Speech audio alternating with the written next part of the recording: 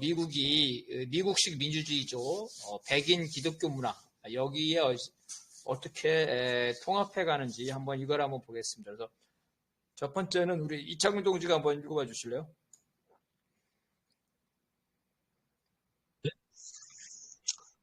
남북전쟁 중 해방된 노예뿐만 아니라 해방되지 않은 노예를 포함하여 20만여 명의 노예가 북부군에 입대하였다.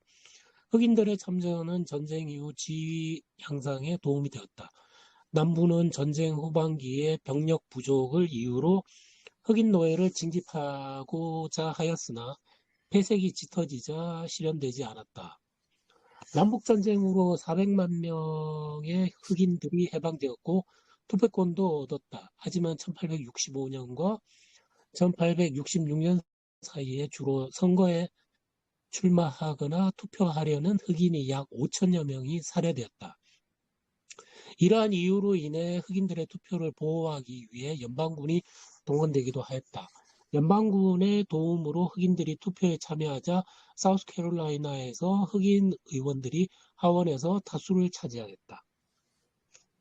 네, 우리가 이제 흑인이 남북전쟁 그죠? 남북전쟁 때 링컨 때 해방됐다 그러는데 그 전에 자유흑인이라는 게 있어요. 주로 이제 북부에 있었죠. 주로 북부에 있어서 이 사람들은 자유흑인은 돈을 주고 해방이 된 이런 경우가 이제 많고 그 다음에 노예제를 금지하는 곳에서 노예로서 해방된 경우가 많아요. 그래서 남북전쟁 당시에 흑인들이 전부 다 노예는 아니었다는 거예요. 그래서 당연히 전쟁에 들어가면 시민권을 주겠죠. 그죠? 우리 프랑스 대혁명에도 프랑스 대혁명에도 초기에는 제한 선거였어요. 제한 선거. 선거권을 다 준 게 아니라 재산에 따라서 재산이 있어야지만 그 선거권을 줬단 말이에요. 근데 재산이 없는 농민과 빈민들이 군대에 들어가 군대. 그죠? 정비군에. 그러니까 어때요? 군대 들어가서 나라를 위해서 싸웠는데 투표권을 안 줄 수가 없죠. 그래서 보통 선거가 이루어집니다. 모두 다 투표권을 주는. 그래서 대부분 전쟁에 참여하면은 선거권을 줘요.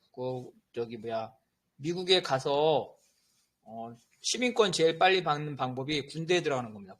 군대 들어가서 제대하면은 시민권을 줘요. 그래서 이제 흑인들이 이렇게 지위가 향상이 됐다는 거예요. 그래서 이제 선거권이 있으니까 남부에는 유권자가 흑인이 더 많아요. 흑인이 더 많다. 그러니까 이 흑인이 많으니까 이게 이 평등 선거를 하게 되면 흑인들이 선출되겠죠. 그러니까 백인에서 난리가 난 거죠. 그래서 백인들이 흑인에게 투표를 못하도록 막아요. 그래서 물리력으로도 막기도 하고 살해하기도 하고. 근데 이제 북부에서 이제 연방군을 동원하기 위해서 이러한 흑인들의 투표권을 보장을 해주고. 그래서 일부 흑인들이 당선돼서 하원에서 다수를 차지했다는 거예요. 우리 나중에 나올 건데 미국에는 선거인의 등록을 해야 돼요. 선거인 명부에 등록을 해야 투표권을 줍니다. 그러니까 뭐냐면은 너 투표할 거야 안 할 거야? 그렇지? 물어보는 거예요. 나 투표하겠습니다. 그러면은 선거인 명부에 등록하는 투표권. 우리도 선거인 명부가 있는데 우리는 물어보는 게 아니죠. 무조건 유권자면 다 선거인 명부에 다 들어가서 자기 이름이 들어있나 안 들어있나 확인하는 건데 미국은 그게 아니라 신청하는 거예요. 신청. 그런데 이 신청이 지금은 단순 신청이었지만 전에는 어떤 거였냐면은 이게 투표권은 있지만 실제로 투표권을 행사할 능력이 있는지를 심사를 해요. 그래서 뭐 공약이면은 그 문서를 읽을 줄 알아야 하잖아요. 문서 독해. 문맹을 제거합니다. 문맹. 글을 모르는 사람을 제거해요. 그 다음에 심지어 있잖아요. 물어봐. 지금 너 우리나라 미국의 대통령이 누구야? 우리 지금 뉴욕주의 상원의원이 뭐야? 이렇게 기본적인 상식을 질문해요. 상식을 질문해서 여기에 통과하지 못하면은 투표권을 안 줘요. 이런 식으로 해가지고 주로 뭐예요? 흑인들이죠. 흑인들이 지금도 흑인들 선거인으로 등록 안 하는 경우가 많은데 이런 식으로 해서 흑인들을 선거인 명부에 배제를 시킵니다. 그래서 그 당시에는 이렇게 질문을 해서 어려운 질문을 하는 거죠. 그 질문이 표준화된 게 아니라 표준화된 것이 아니라요. 심사위원이 자기가 임의로 질문하는 거예요. 임의의 질문. 그러면은 어려운 질문을 해가지고 답변을 못하면 이 사람은 투표권을 행사할 수 있는 기본 소양이 안 됐다 그래가지고 그 투표권을 안 주는 거예요. 이런 식으로 해서 흑인들의 투표권들을 많이 제한했다는 거예요. 그렇지 않았으면 어때? 남부에서 흑인이 그 과반수가 넘으니까 남부에 있는 모든 의회를 흑인들이 다 장악하겠죠. 그걸 막기 위해서 이런 방식을 했다는 거예요. 그럼에도 불구하고 상당수 많은 흑인들이 투표권을 행사해서 실제로 하원에 당선이 됐다는 겁니다. 자, 이거는 우준희 동지가 읽어봅시다. 남북전쟁 직후 남부에 시행된 군정이 끝나고 북부의 군대가 철수하자 남부는 다시 흑인 법전을 제정하여 토지 소유의 금지, 실업자의 강제 수용 등을 시행하였다. 백인 정부는 주요 현안에 대한 지식을 테스트하는 문맹 검사를 리터러시 테스트를 하거나 가난한 흑인들에게 투표세를 내도록 하는 방식으로 흑인들이 투표를 실질적으로 제한하였다. 노예해방 이전에 투표권이 있던 자의 후손은 문맹검사에서 제외되었으므로 백인들은 이 검사를 받지 않았다.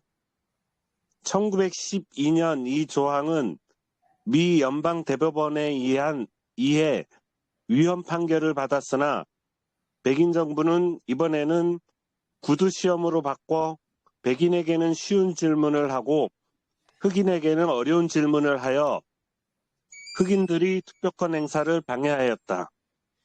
이러한 제안은 1964년 수정헌법 24조에 의해 폐지되었다. 1968년 킹 목사의 암살 직후 흑인 차별을 금지하는 국민권법이 제정되었다. 네. 자, 남북전쟁에서 북이 이겼죠. 그래서 어떻게 됐어요? 북이 이겼으니까 남부는 어떻게 됐냐면요. 북부에 식민지가 됐어요. 식민지. 북부의 식민지. 자, 식민지라는 건 뭐예요? 선거권이 없죠? 남부 사람들은 선거권이 없어. 선거권이 없어. 그죠? 선거권이 없으니까 자기 그 의원들 선출이 불가능하겠죠? 그래서 의원들이 대통령, 의원이 전부 이 북부 사람들이에요. 북부 사람들. 그러니까 북부가 마음대로 했겠죠? 그래서 계엄령을 내려가지고 식민지로 삼았다는 거예요.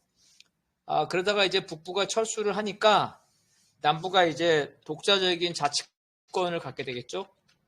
자치권을 가져서 바로 이제 흑인에 대해서 제한하는 이러한 법령을 만들었다는 거죠. 미국은 연방제예요. 연방제. 연방제라는 건 뭐냐면은 미국은 주의 헌법이 있습니다. 각 주마다. 그리고 각 주마다 법이 달라요. 형법도 달라요. 헌법, 선거법 다 달라요. 그죠? 대법원도 따로 다 있죠. 이런 법을 만들 수가 있어요. 자기네 마음대로 법을 만들었다는 거예요. 그래서 흑인들이 토지를 못 갖게 하고 실업자의 강제 수용이라는 거는 길에 돌아다니는 불황아, 불황화를 강제노동을 시켰다는 거예요. 그죠? 강제노동. 뭐 도로 건설이라든지 이런 거겠죠? 이런 강제 노동을 시켰다는 겁니다. 그래서 아까 말한 대로 문면 검사를 해서 투표권, 흑인들의 투표권을 못하게 막은 거고요. 그래서 원래 투표권 있는 사람들, 백인들은 원래 투표권이 있었죠. 이걸 제외했다는 거고, 이게 계속 지대다가 1912년에 위헌 판결이 나니까 이번에는 그럼 공평하게 흑인이든 백인이든 다 캐스트를 하겠다 이랬다는 거예요. 여기에서도 질문이 표준화되지 않았기 때문에 백인한테는 쉬운 거, 흑인한테는 어려운 거 이런 식으로 했다는 거죠. 아까 치졸하게 한 거죠. 그게 이러한 투표권 행사에 대한 제한을 막은 게 차별을 막은 게 1968년이라는 거고요. 지금 현재도 선거인 등록을 해요. 그러니까 실제로 유권자 중에 투표 안 하는 사람이 많은 거예요. 대부분 흑인들이 안 하겠죠? 흑인들이 투표를 많이 안 하고 있다. 그래서 이런 식으로 이제 구조적으로 흑인들이 자기의 대표를 선출하지 못하도록 하는, 백인이 독재하도록 하는 이러한 것들을 했다는 거예요. 자, 그러면은 네. 혹시 뭐 양수 동지나 함계남 동지 읽을 수 있어요, 이거?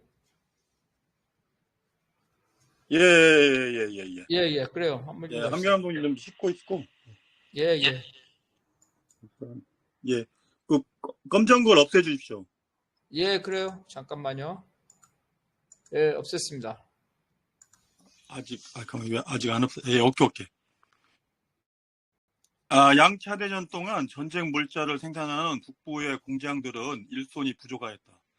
이에 1차 대전 중에는 수십만 명이, 2차 대전 중에는 100만여 명의 남부 흑인들이 일자리를 찾아 북부로 이동하였다.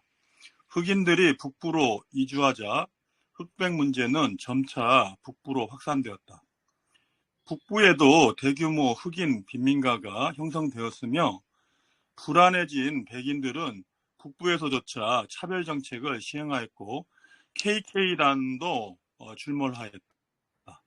하지만 전쟁이 끝날 때마다 흑인들에 대한 보상으로 흑인의 지위가 향상되었으며 흑인들의 목소리도 높아졌다. 독립전쟁 당시 5천여 명의 흑인들이 미국 측에 참여했다. 남북전쟁 당시 북군에 가담한 흑인 중 4만여 명이 전사하였다. 제1차 세계대전에는 40만여 명, 2차 대전에는 100만 명이 참전하였다. 2차 대전과 코리아 전쟁이 끝난 후 흑인 인권 운동이 다시 거세졌으며 아이젠하워 대통령은 흑인의 입학을 거부하는 아소칸주 학교에 흑인을 보호하기 위해 연방군을 보내기도 했다. 하나만 거기다 설명이 좀 넣어줬으면 좋겠는데요. 남북전쟁이 일어난 거잖아요. 남쪽은 어디서 어디고 북쪽은 어디서 어디인 거예요. 그것을 좀 잘 몰라가지고 제가. 남쪽 주하고 북쪽 주하고? 예. 북쪽 주, 글쎄, 그거는 이 당시에 전체 떠는 주가, 북부가 전체적으로 더 많았어요. 북부는 이제, 우리가 많이 알고 있는 북부는 어디예요? 뉴욕, 이런 데잖아요. 그죠? 대표적인 게 뉴욕. 뉴욕이고, 그 다음에 남부는,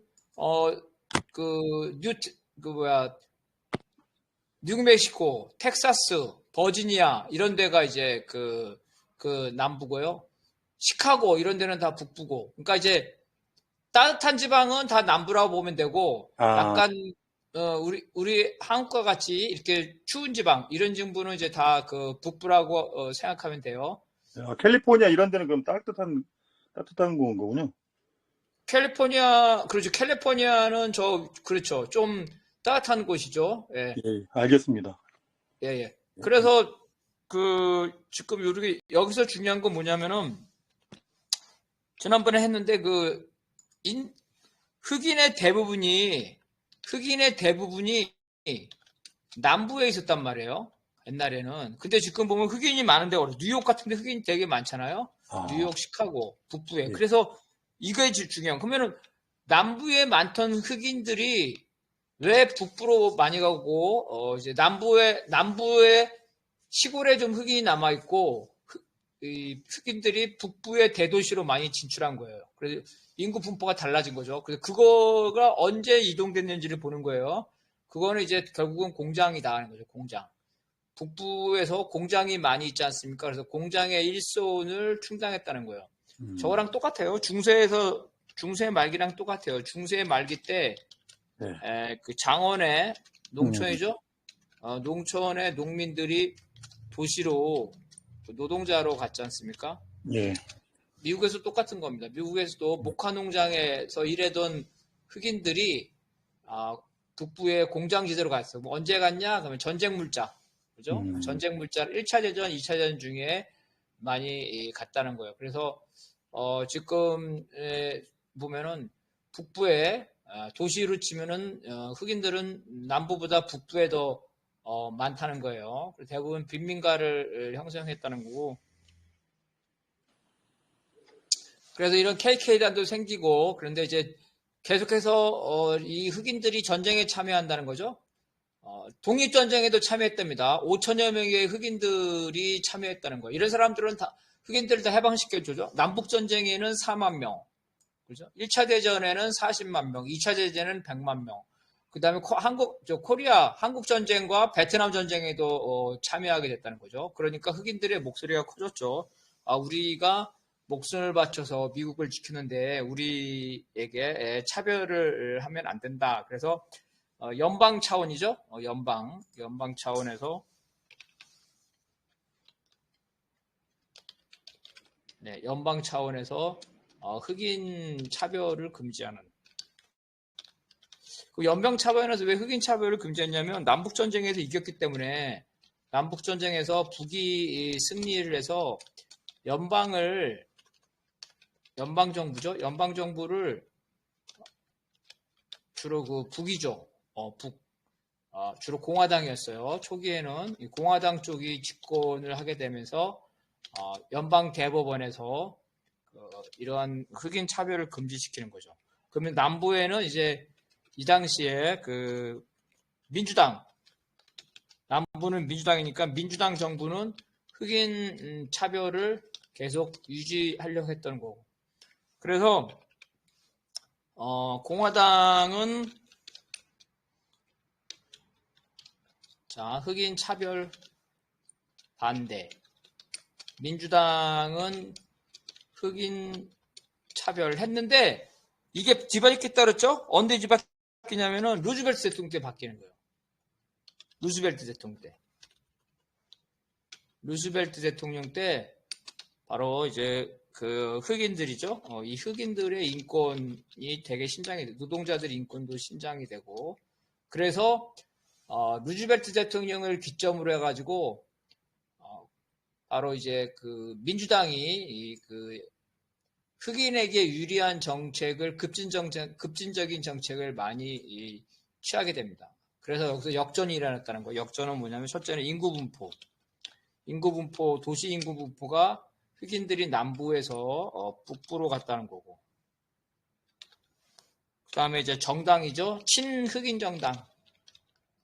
원래 친흑인 정당은 원래 공화당이었다 그랬어요. 북부 공화당이 북부 공화당이었는데 루즈벨트 이후로 노동자, 흑인, 사회적 약자에 대한 보호 정책을 하게 되면서 공화당에서 민주당으로 친흑인 정당이 바뀌었다는 겁니다. 그렇다는 거고.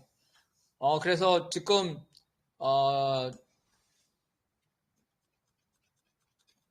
트럼프가 연방군을 지난번에 어디죠? 시카고인가? 어디 파견했다가 법원에서 철수를 해서 철수했는데 지금은 연방군이 아니라 이민 단속하는 거죠. 이민 단속을 하는데 연방군을 파견했다고 큰 소리를 치고 있죠. 그래서 연방군을 파견하는 특별한 경우가 있어요. 그런 게 뭐냐면 주지사가 신청을 하거나 아니면 주지사의 신청이 없더라도 대통령이 직접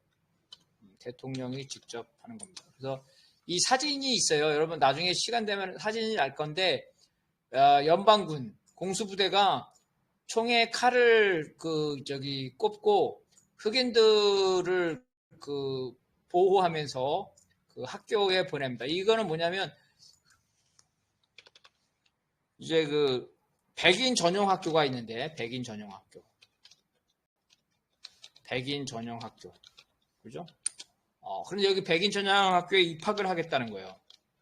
그래서 그 연방 정부의 명령에서 입학이 허가가 됐어요. 입학이 허가가 됐는데 그 학교하고 그 다음에 거기에 그 경찰이죠. 지역 경찰들이 이 흑인들의 이 등교를 금지시킨 거야. 등교를 못하게 막은 거야. 그래서 흑인들이 등교할 수 있도록 학교에 등교할 수 있도록 연방군을 보내서 강제로 등교시키는 이런 거예요. 그래서 어쨌든 이런 방식으로 해서 흑인들의 그 인권들이 점차 확보됐다는 겁니다. 자, 그 정치적으로 보는데 이거는 다시 우리 이창률 동지가 한번 봅시다.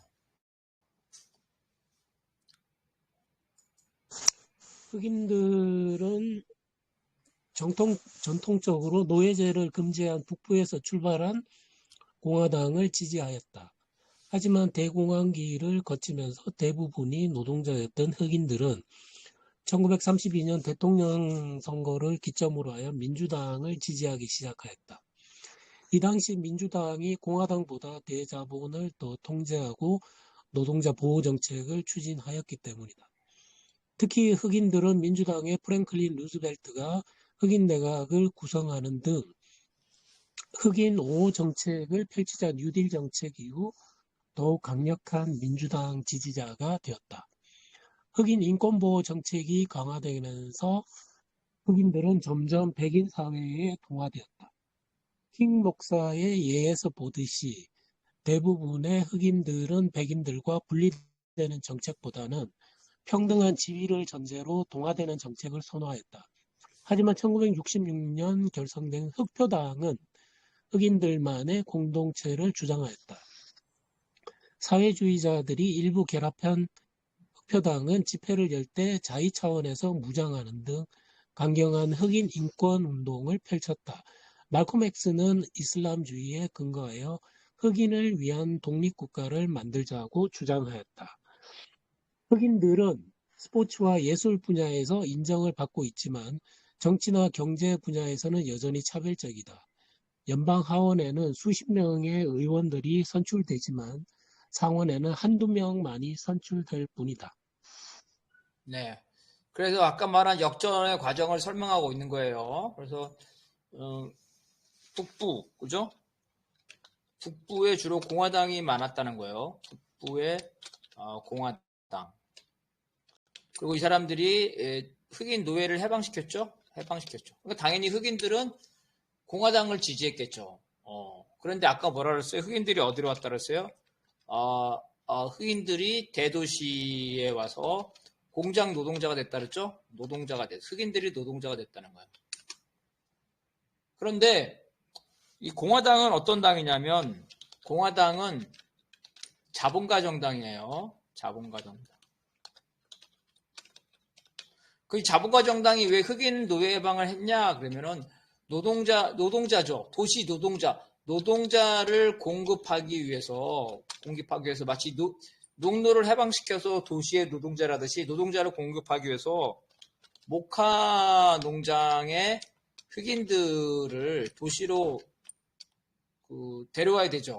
그래서 흑인을 해방시켜야 되잖아요. 그래서 해방시킨 거예요. 그러니까 흑인 자체를 지원해서는 게 아니라 자본가에게 노동력을 제공하기 위해서 흑인을 해방시켰다는 거고. 그래서 이제 노동력이 제공이 됐죠. 그래서 흑인들이 공장에 노동자로 갔어요. 공장 노동자니까 원래 공화당은 자본가 정당이겠죠. 그러니까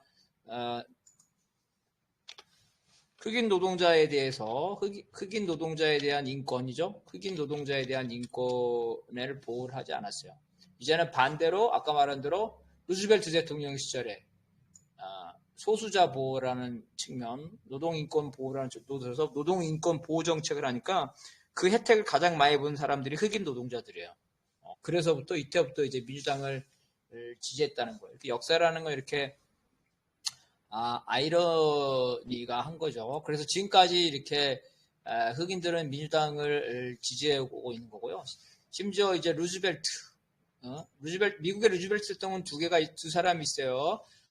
1900년도 파나마 운하를 건설한 시어도로 루즈벨트가 있고 우리가 잘 알고 있는 뉴딜의 프랭클린 루즈벨트가 있어요. 프랭클린 루즈벨트가 흑인 내각을 구성하기도 했다는 거죠.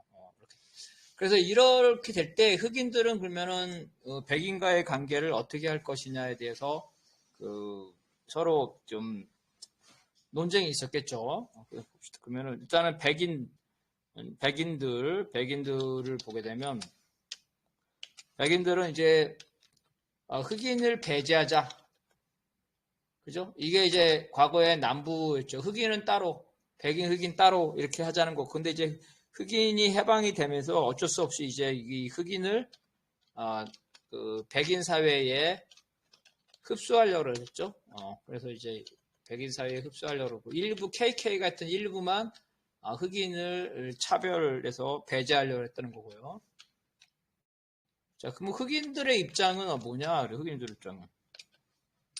흑인들의 입장은 우리 일제시대 보면은 뭐 독립하자는 사람도 있었고 일본 황국의 신민으로서 일본 신민이 된다는 게 있겠죠. 그래서 흑인도 마찬가지로 대다수는 이제 백인 사회에 적응하고 싶겠죠. 그래서 백인 사회의 일원으로 인정받고 싶은 거야.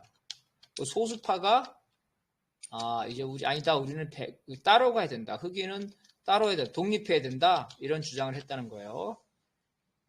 그래서 백인 사회의 일원으로 해야 된다는 거는 바로 이제 흑인 인권 운동이죠.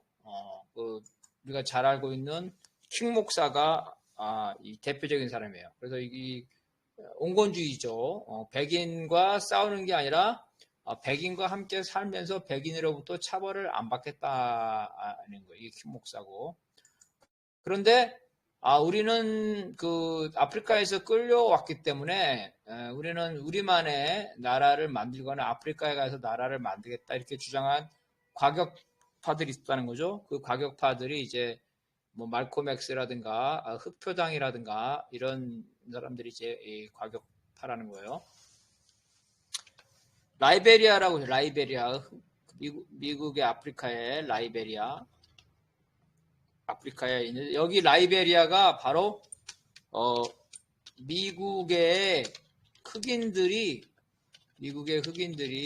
아프리카로 돌아가서 만든 나라예요. 돌아가서 세운 나라야. 실제로 마치 유대인들이 팔레스타인에 가서 이스라엘을 세웠듯이 똑같이 세웠어요. 이렇게 이제 주장을 하고 또 한편으로는 우리가